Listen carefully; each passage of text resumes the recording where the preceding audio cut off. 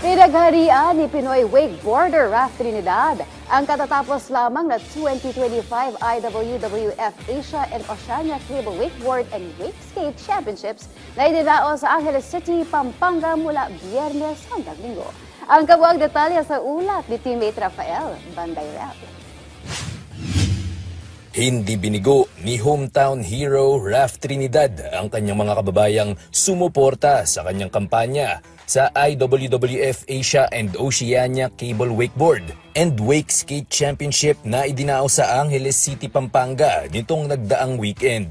Yan ay dahil siya ang nagbulsa ng gintong medalya sa main event ng Intercontinental Competition, ang Men's Open Wakeboard Finals. Pinabilib ni Rafi Trinidadi ang judges sa unang run pa lamang nang ilabas niya ang kanyang mga signature moves tulad ng hillside frontside 900, scarecrow to front lip at KGB. Swabing-swabe rin ang finishing trick ng dating world number 2 cable wakeboarder nang magpakawala ito ng toe side backside 720. Dahil dito nakapagtala siya ng score na 81.67. Sinubukan pang humabol ni Stanislav Fidelski ng Kyrgyzstan, ngunit nag-crash out siya sa kanyang run 2. Kaya naman naselyuhan na ng SEA Games silver medalist ang panalo. Iba kasi yung sa ibang sa ibang bansa. Pero now na we're actually in our home turf, masasabi ko medyo dagdag pressure siya kasi syempre hometown na natin to. But I really knew deep down in myself na I came home early. Nag-practice ako with the team for almost 2 months. So all of us were prepared. I was prepared. Alam ko na ginawa ko na yung work.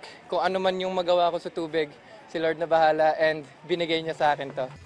Sa Women's Open Wakeboard naman, nagpasiklab ang 13-year-old phenom mula sa Thailand na si Brabim Pipatsawadi. Kahit siya ang pinakabata at pinakabalingkinitan sa lahat ng finalists sa kanyang kategorya, pinatunayan ni Brabim na champions come in all shapes and sizes. Sa Women's Open Wake Skate Finals naman, naiuwi ni Ayla Don Diago ng Team Philippines ang pilak na medalya.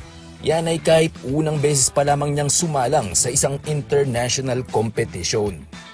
It feels really amazing to be representing the Philippines, and I just want everybody to know that anything you set your mind to, you can definitely do.